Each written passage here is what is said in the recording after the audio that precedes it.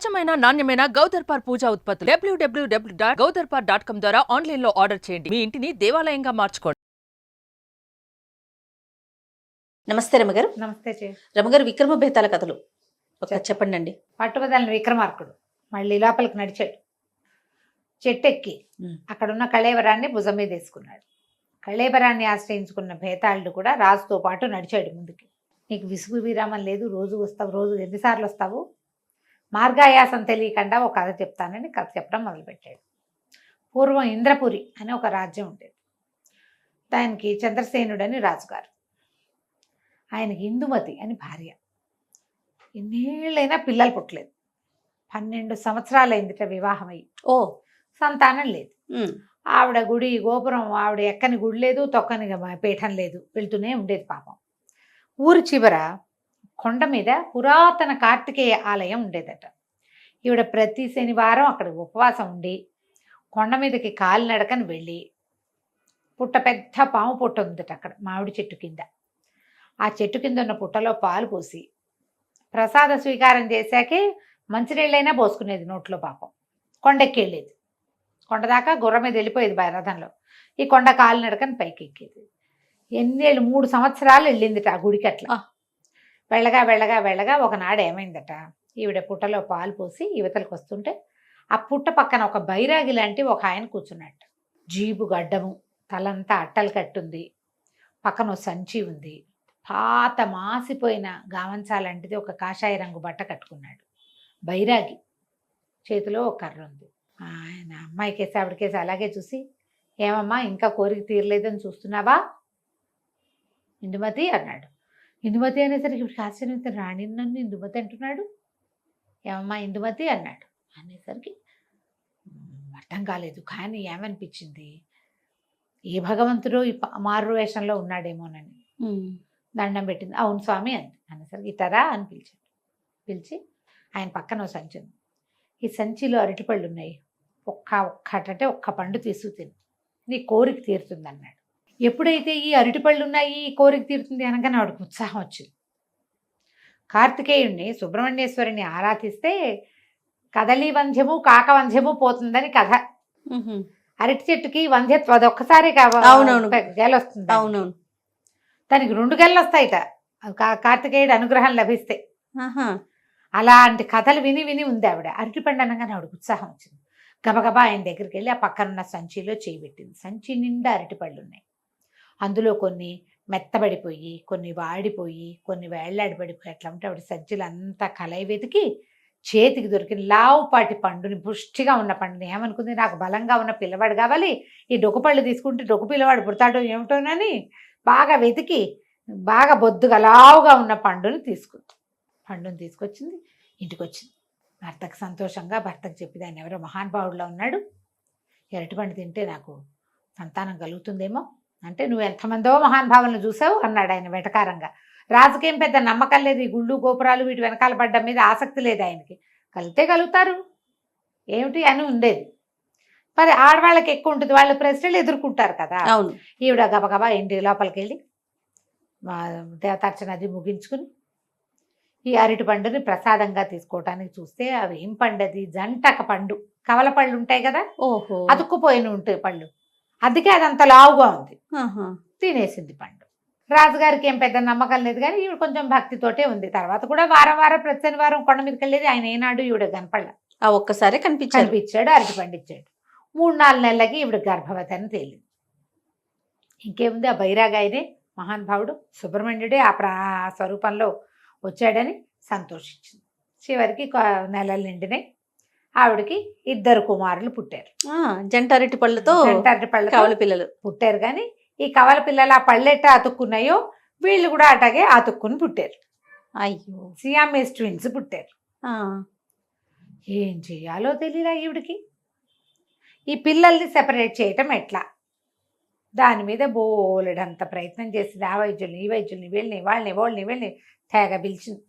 ఎంతమంది వచ్చినా ఎవ్వరూ ఏమీ చెప్పలేకపోయారు. చివరికి ఒక పురోహితుడు ఒక ఆయన ఏం చెప్పాడంటే, అమ్మ అశ్విని దత్తుడని ఒక అద్భుతమైన వైద్యుడు ఉన్నాడు, ఆయన శస్త్రచికిత్సలు చేయటంలో నెంబర్ 1 దిట్ట, పిల్లల్ని కోసి అతికించగలడు, అవి కోసి వీళ్ళని సెపరేట్ చేయగలడు, కావాలంటే అతికించగలడు కూడా అనేసరికల్లా ఇప్పుడు ఈ అశ్విని దత్తుడు ఎవరు? వీళ్ళ పక్కనున్న సింహపురి రాజధాని రాజుగారి యొక్క ఆస్థాన వైద్యుడు. వాడు జయకేతుడు. ఆ రాజుగారు పరమ కోపిష్టివాడు. ఆ రాజుకి ఈ రాజుకి పడదు. ఓకే. చంద్రసేనుడికి జయకేతుడికి పడదు. ఈవిడేమో గబగబా భర్త దగ్గరకు వచ్చి, ఏమండి ఇట్లా పురోహితుడు ఒక ఆయన వచ్చాడు, ఆయన చెప్తున్నాడు ఇట్లాంటివి చాలా చేసేట ఆయన అనేసరికి ఈయన అన్నాడు, చటాట్ పిల్లలు ఇట్లా ఉంటే ఉన్నారు, ఆ రాజ్యం వాడి దగ్గర నుంచి ఇది చేసుకునేది ఏమిటి, కుదరదన్నాడు. ఈ లోపల పిల్లలు పుట్టారని వీళ్ళకి అనేక దేశాల నుంచి బోల్డ్ అని ఇవి వచ్చినాయి. ఏమంటారు, కంగ్రాచులేషన్స్ వస్తాయి కదా, ఏమంటారు బెస్ట్ విషెస్ వచ్చినాయి. ఇంకా ఏమిటో అందరూ తల అభినందన ప్రశంసా పత్రాలు పత్రాలు. ఈ అభినందన పత్రాల్లో జయకేతుడు కూడా పంపించాడు. కవల పిల్లలు పుట్టారట, అబ్బాయి 2 మగ పిల్లలు పుట్టారట, పాపం అతుక్కుని ఉన్నారట. దీనికి సంతోషంగా ఉంది, దానికి బాధగా ఉందని రాశాడు 2 వాక్యాలు. ఆ వాక్యాలు చూసి ఈయనకి పుండు మీద కారం చల్లినట్టే, నేను నచ్చల, ఠాట్ వీల్లేదన్నాడు. అనేసరికి ఇందుమతి మాత్రం వదిలిపెట్ల. ఆయనకి ఆవిడకి ఎలాగైనా సరే వెళ్ళి అశ్విని దత్తుడి దగ్గరికి వెళ్ళి ఆ వైద్యం చేయించుకోవాలని ఉంది. అక్కడి నుంచి భర్తకి చెప్పకుండా మా పుట్టింటికి వెళ్ళి వస్తానని చెప్పి పిల్లల్ని ఇంట్లో పెట్టి ఒక దాసి దాని సహాయంతో సామాన్యంగా వేషం వేసుకుని సింహపురికి వెళ్ళిపోయింది. వెళ్ళింది.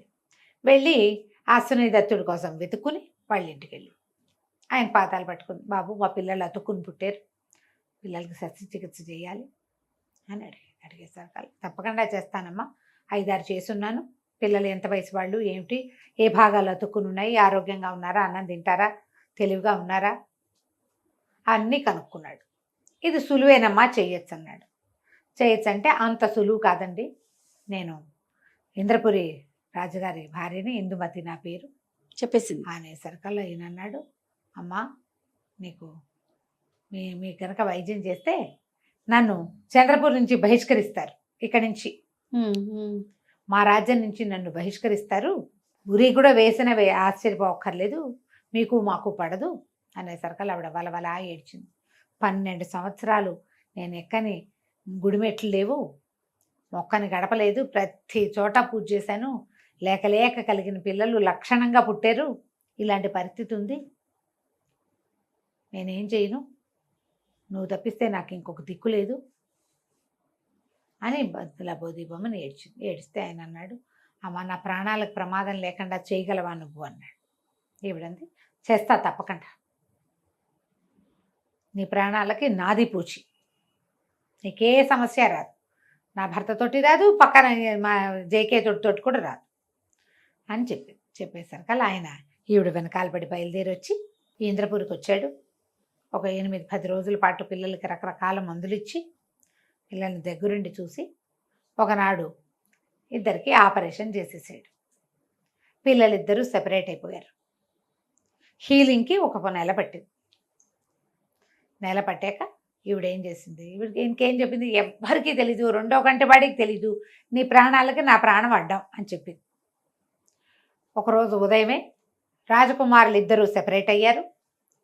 ఈ పిల్లలకి ఈ వైద్యం చేసిన ఆయన ఈ ఫలానా సింహపురి తాలూకు రాజకు వైద్యుడైన అశ్విని దత్తుడు అని చెప్పి ప్రకటన చేయించింది.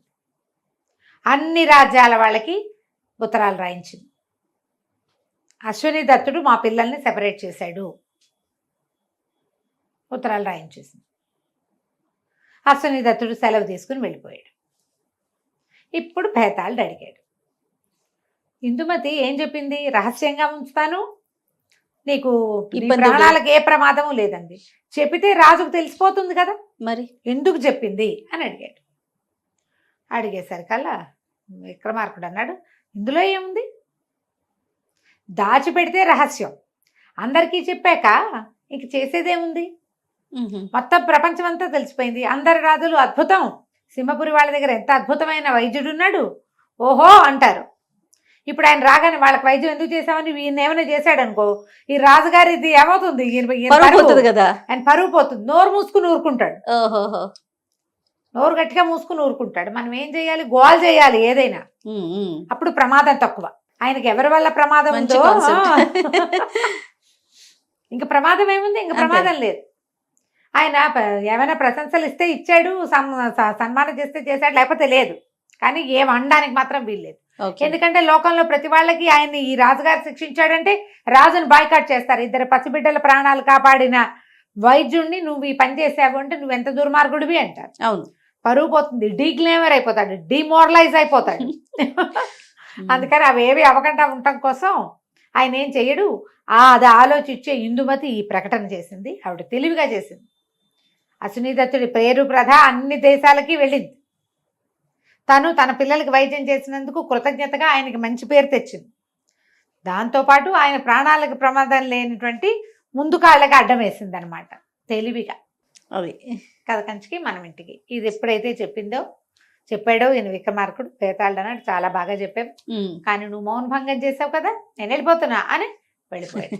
రాజుగారు మళ్ళీ వెనక్కి తిరిగి నడవటం మొదలుపెట్టాడు. చాలా బాగుంది రమ్మగారు. నమస్తే. నమస్తే.